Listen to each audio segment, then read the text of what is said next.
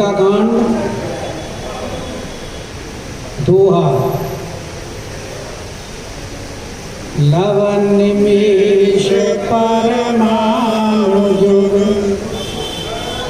बरस कल्प सर जान भजसी न मन ते राम को कालु जासु को दंड सिंधु वचन सुनि राम सचिव बोली प्रभु अस कहियो अब विलंब की काम करहु सेतु तुरे कटक सुनहु भानुकुल की जामवंत कर जोली कह नाथ राम तव से घर चढ़ भव सागर तरहि सियापत राम जय जय राम मेरे प्रभु राम जय जय राम करो कल्याण राजा राम मंगल भवन मंगल हारी राम जय सिया राम राम प्रभु सो दशरथ अजिर बिहारी राम जय सिया राम रामाय लघु जलधि तरत कदिवा राम जय सिया राम रामरस सुनि पुनि के पवन कुमारा राम जय सिया राम प्रभु प्रताप बड़े मंगल भारी राम जय सिया राम सुशिव प्रथम पयोनिधि वारी राम जय सिया राम राम तावरी पुनार रुदन जलधारा राम जय सिया राम राम हरि बहुरी भयउ तेहि खारा राम जय सिया राम सुनि आदि उपोति पवन सुत केरी राम जय सिया राम राम हर्षे कपि रघुपति तनय राम जय सिया राम जामवंत बोले दो भाई राम जय सिया राम राम नल नीलहि सब कथा सुनाई राम जय सिया राम राम राम प्रताप सुमेरि मन माही राम जय सिया राम राम करौ ते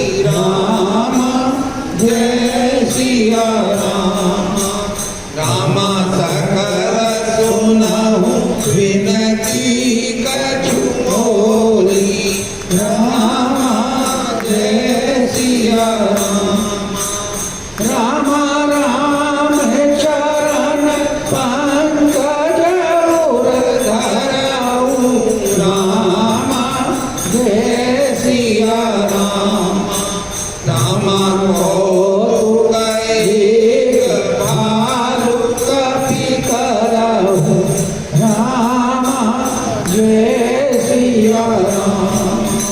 राम धावऊ मारे कट विकट परूथा।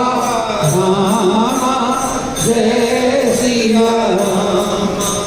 रामायण विटपति के झूठा। राम जय सिया राम। राम सोने का भाल चले कर धूहा। राम जय सिया राम। राम जय रघुवीर प्रताप तमोहा। राम जय सिया राम। राम मंगल भवन मंगल हारी। राम जय सिया राम। राम द्रवहु जो दशरथ अग्र बिहारी। राम जय सिया अति उतंग गिरिपाद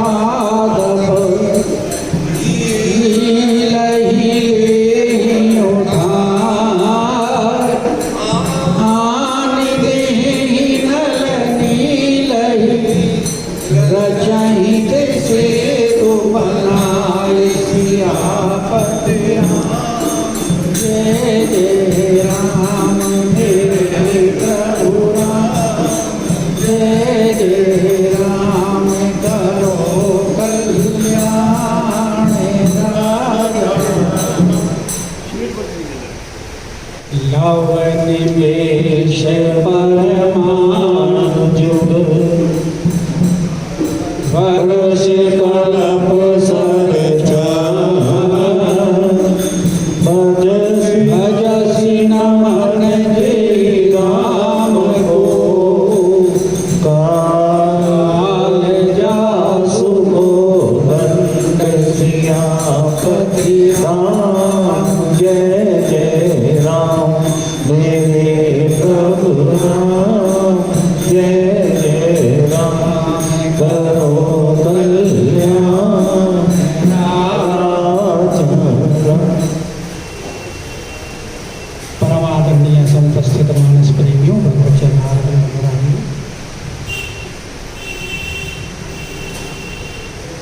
विगत 2 दिनों से आप मंगलाचरण सुन रहे थे।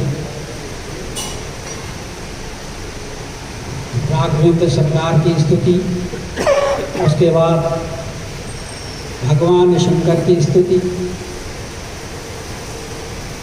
आज दोहा प्रारंभ कर रहे हैं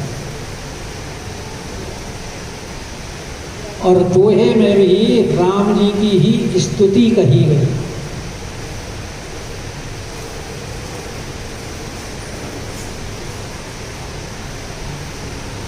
अब युद्ध कांड में प्रवेश है तो युद्ध की बातें वीरता की होनी चाहिए। तो राघवेंद्र सरकार का यहाँ वीर स्वरूप का इस दोहे के माध्यम से वर्णन किया गया है।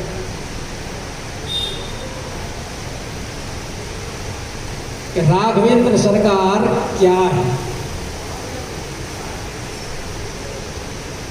उनके आयुध क्या है,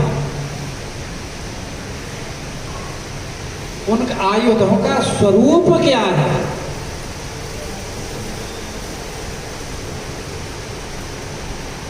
ये सारा संसार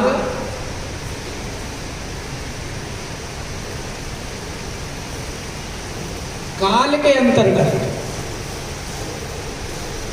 काल की सीमा में बंधा हुआ, सूक्ष्म से सूक्ष्म और महत से महत।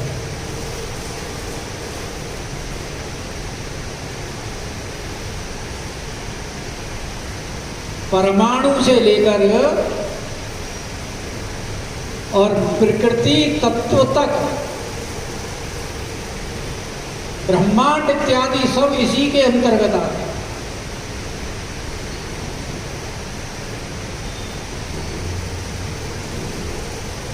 और हमारे ऋषियों ने कितनी सूक्ष्म गणना की है।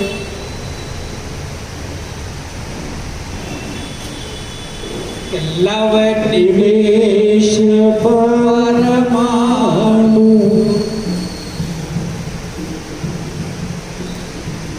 लव निमेष परमाणु। आप सब पढ़े लिखे आदमी हैं, परमाणु के बारे में जानते हैं, क्या होता है परमाणु। सबसे सूक्ष्म तत्व परमाणु का है। परम अणु, अणु माने छोटा, उससे छोटा कुछ नहीं। उसको विभक्त करने से फिर परमाणु बम बन जाता। अणु बम परमाणु बम उसी में ही तो विस्फोट करते हैं तभी बनता है। वैसे तो परमाणु के भी तोड़ करके इलेक्ट्रॉन, प्रोटॉन, न्यूट्रॉन कहलाते हैं, लेकिन सबसे सूक्ष्म इकाई परमाणु है।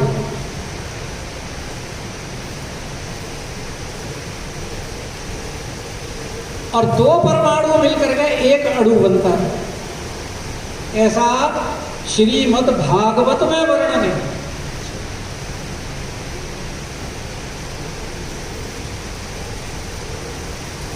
आज के वैज्ञानिकों की बात नहीं कर रहे। श्रीमद् भागवत में दो परमाणु मिलकर के एक अणु बनता है, और तीन परमाणु को एक त्रसरेणु कहते हैं।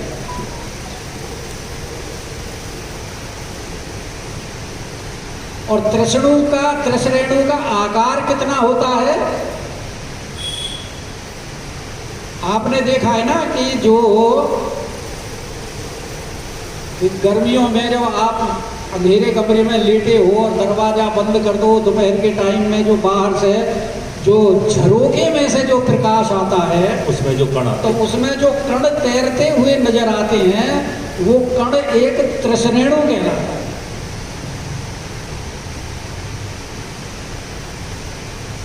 और तीन त्रसरेणु मिलकर के एक त्रुटि बनती है। यानी तीन त्रसरेणु बन के नहीं, तीन त्रसरेणु को पार करने में सूर्य को जितना समय लगता है, और तीन त्रसरेणु को पार करने में कितना समय लगेगा, उसको कहते हैं एक त्रुटि। और ऐसे 100 त्रुटि के समय को कहते हैं वेध।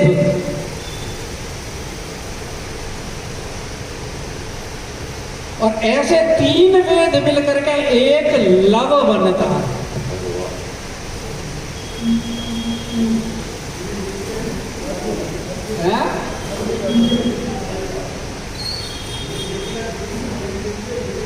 फिजिक्स पढ़ा दी, पूरा विज्ञान पढ़ा दिया ना।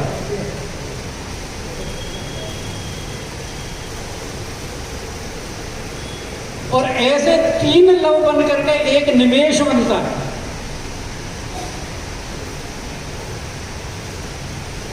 और जितनी देर में पलक ऊपर से गिरती है या गिर करके उठती है, कितना समय लगता है गिर के उठने में, उसको कहते हैं निमेष।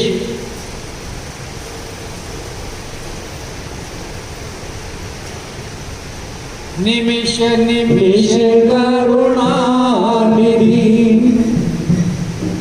जाई कल्प समवीर। हनुमान जी महाराज जानकी जी की अवस्था का वर्णन कर रहे हैं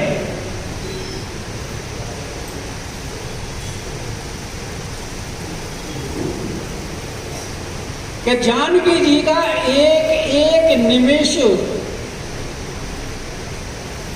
एक एक कल्प के समान व्यतीत होता है। तो वो कल्प क्या है?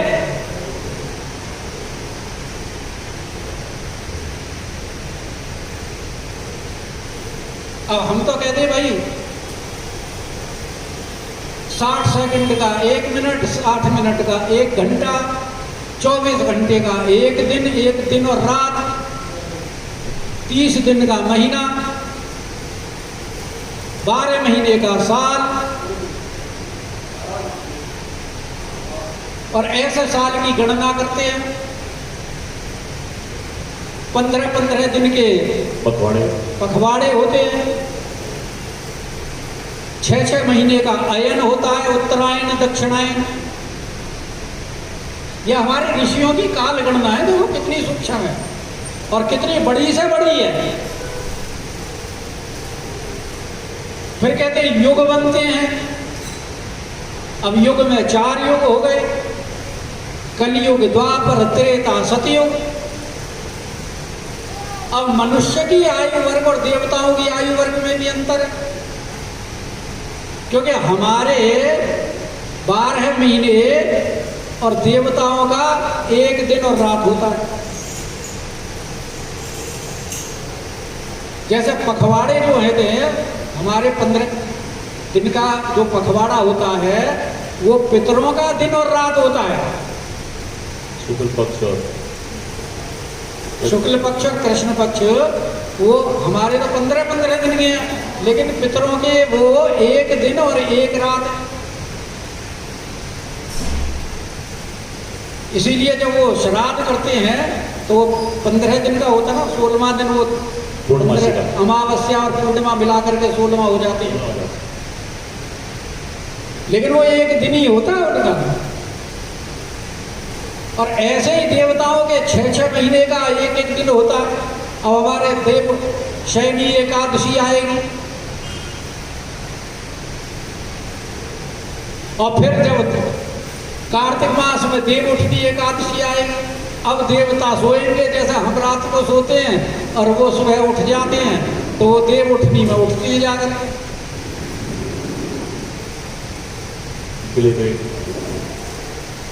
और ऐसे जब 4,32,000 वर्ष होते हैं तब कलयुग होता है।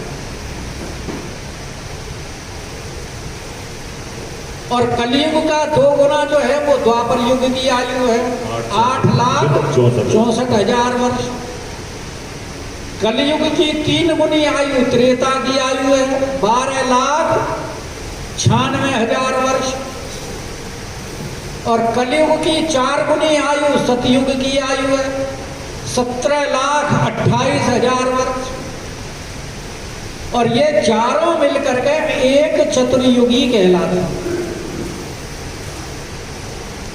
और ऐसी 71 चतुर्युगी जब मिलती हैं तब वो एक मनवंतर कहलाता है, यानी एक मनु का काल। अब वर्तमान में 7वां मनवंतर चल रहा है,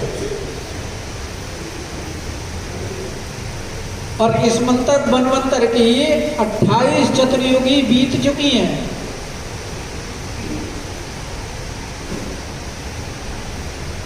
और ऐसे 14 मनवंतर यानी 1000 चतुर्युगी का एक कल्प होता है।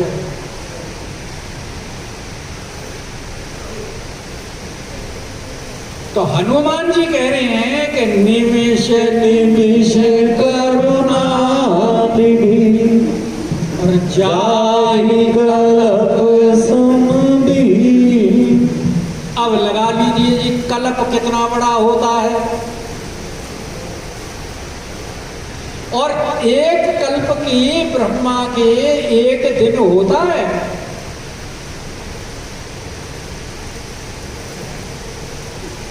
और उतनी ही बड़ी उसकी रात्रि होती है।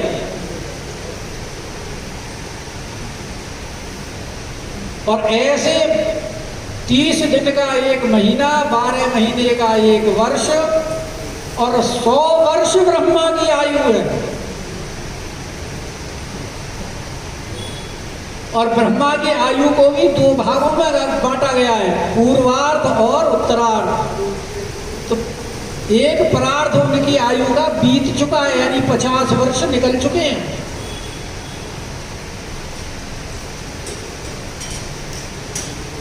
अब द्वितीय परार्ध चल रहा है उनका।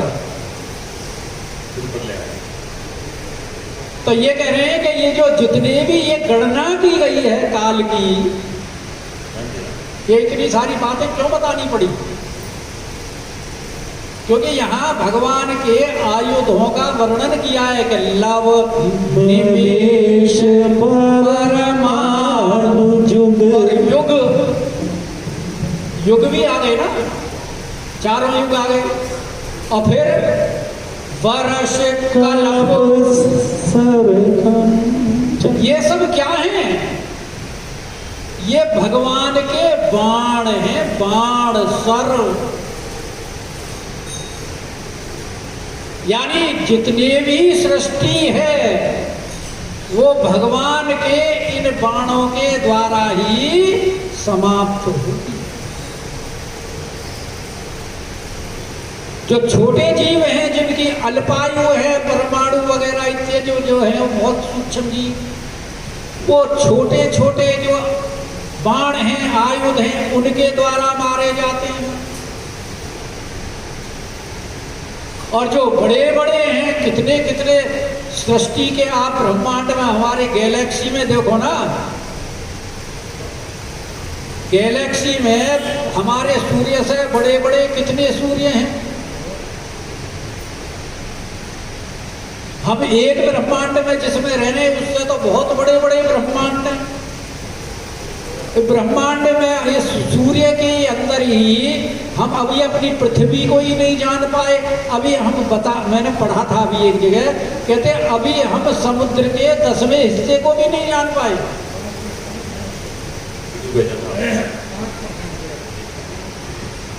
तो हम पृथ्वी को नहीं जान पाए, तो सूर्य के अंदर कितने ग्रह हैं उनको कैसे जाने? और फिर ऐसे अनंत सूर्य हैं, अनंत ब्रह्मांड हैं, उन सबको कैसे जानेंगे? और इन सब की आयु अलग अलग है। चक्रों में डाल दिया सबको आप। क्या कह रहे हो? अरे चक्रों में डाल दिया आपने सारी इतनी सारी चीजें बता के। मैंने क्या बताया? ये तो तकरीबन सब लोगों को पता है जो मैं बता रहा हूँ, इसमें कुछ नया नहीं बता रहा। और ये जितने भी ग्रह हैं, इनकी भी आयु निश्चित होती है सबकी। फिर वो सारे ब्लैक होल में चले जाते हैं। ये भी पढ़ा होगा ना आपने कि ब्लैक होल में चले जाते हैं, और ब्लैक होल के समीप जो आता है वो उसको ग्रस लेता है, अंदर समा लेता है। तो ये सारे के सारे क्या हैं? ये भगवान के बाण हैं। और सर चंड, सर भी कैसे हैं? चंड, प्रचंड बाण हैं, जिनसे कोई बच नहीं सकता। ऐसे प्रचंड बाण हैं कि लव, निमेष, परमाणु, युग, वर्ष, कल्प, सरचन, अरे भजसी नमन तेहि राम को, काल जासु को तन। जब ये बाण हैं तो उनका फिर वो प्रत्यंचा धनुष क्या है? धनुष है काल।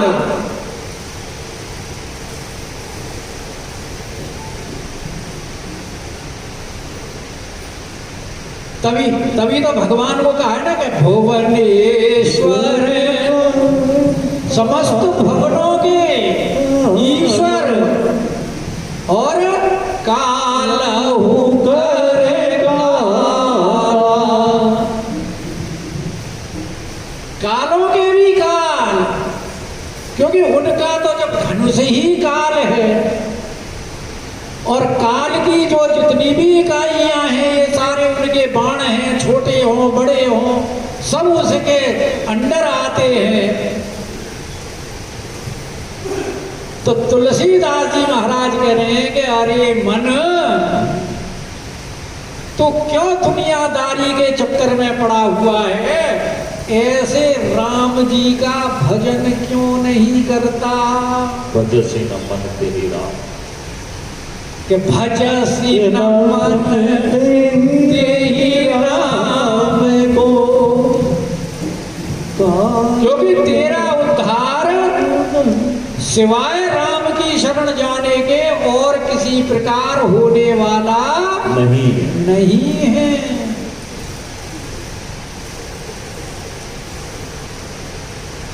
अगर अपना कल्याण चाहता है तो राम जी का भजन करो। तो इसमें भी भगवान के वीर स्वरूप का वर्णन किया है, क्योंकि युद्ध कांड का प्रारंभ कर रहे हैं और आगे सारे काम वीरता के होते हैं। अब प्रारंभ करते हैं जहां से सुंदरकांड छोड़ा था कि सिंधु वचन सुनी राम।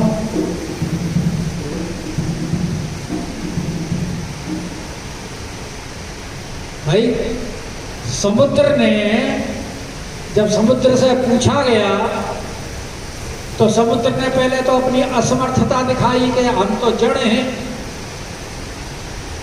और आप स्वामी हो। प्रभु आज्ञा अपेल श्रुति गाय, आपकी आज्ञा का कोई उल्लंघन नहीं कर सकता, लेकिन हम मर्यादा में बंधे हुए हैं, आप जैसे चाहो वैसे करो। तो भगवान बोले भाई कोई उपाय बताओ, जे ही विधि उतरे कभी कट तू आते सो के पाए।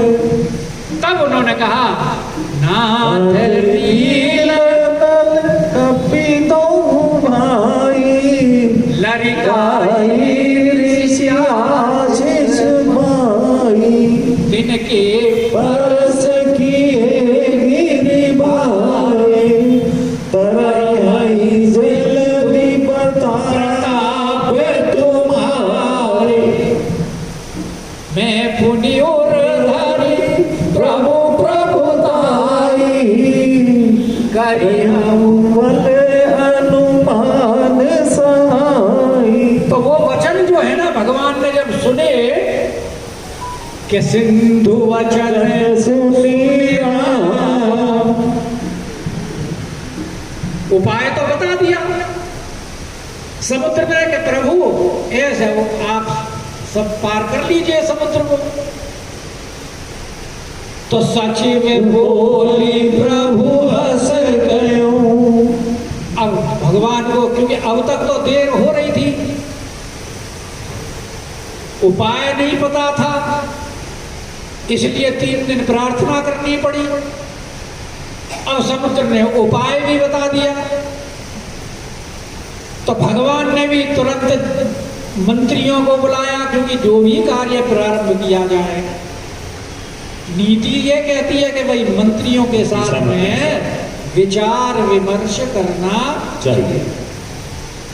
हम लोगों के बारे में भी कहा गया है, कोई भी कार्य अगर 4 आदमियों से पूछ के करें तो चाहे फिर वो कार्य हमारा बिगड़े या सुधरे, दोष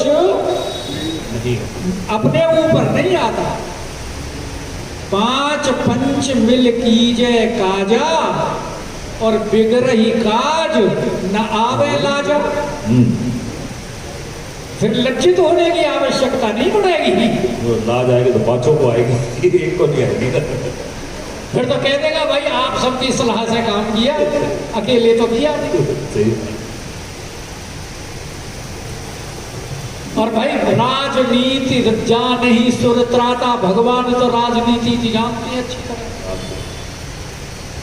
नीति प्रीति परमार्थ स्वार्थ को न राम सन जान जथारथ।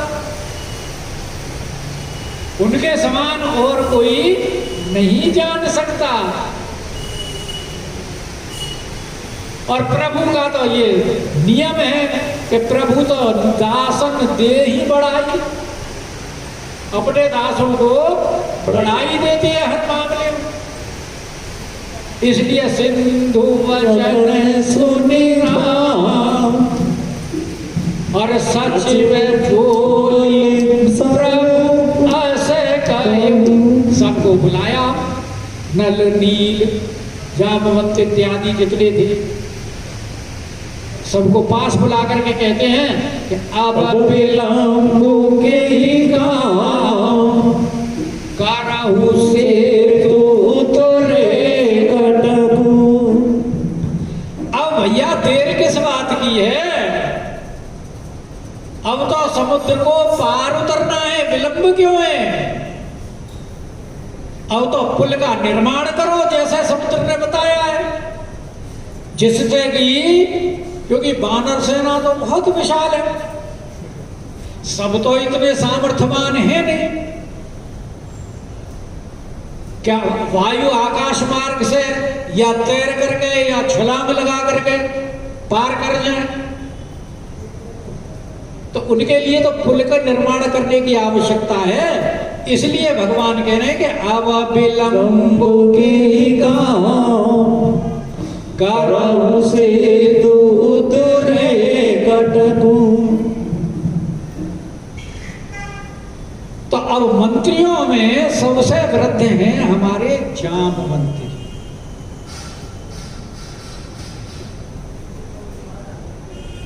और जामवंत जी वैसे भी ब्रह्मा के अवतार हैं। सृष्टि का निर्माण भी ब्रह्मा के ही द्वारा होता है। रचना जो होती है कौन करता है? ब्रह्मा जी। भाई विष्णु भगवान तो पालन करते हैं और शंकर भगवान संहार करते हैं, लेकिन सृष्टि की रचना तो ब्रह्मा जी ही करते हैं। अब पुल निर्माण का काम है, रचना का काम है, और ब्रह्मा जी वृद्ध भी हैं, सब में मंत्री भी हैं।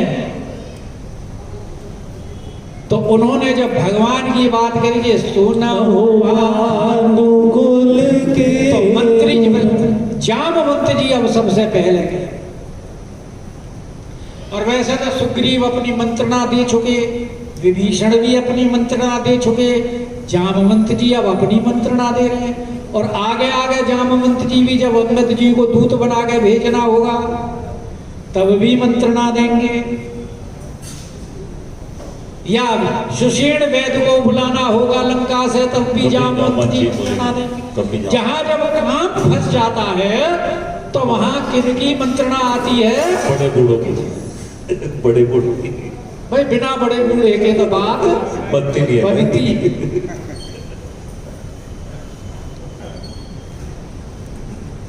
तो इसलिए वो कह रहे हैं कि सोना हूं भानुकुल के जामवंत करे जोरी के। हाथ जोड़ करके जामवंत जी कह रहे हैं कि हे सूर्य कुल की पताका ध्वजा सुनहु, सुनिए। तो सूर्य कुल की पताका ध्वजा क्यों कह रहे हैं? क्योंकि वैसे तो सूर्य कुल में बहुत बड़े बड़े महारथी दानी एक से एक बढ़कर राजा हुए हैं, लेकिन राघवेंद्र सरकार जैसा कोई नहीं हुआ जिसने भगवान शंकर का धनुष तोड़ा हो।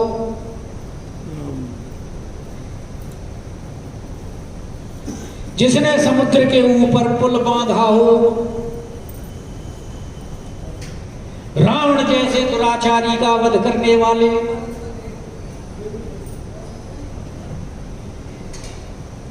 और देखो ना संसार को प्रकाशित कौन करता है? सूर्य। लेकिन सूर्य भी किसके द्वारा प्रकाशित हुए? राघवेंद्र सरकार के द्वारा, क्योंकि जितने ग्रह थे वो तो रावण ने अपने यहां बंदी बना रखे थे,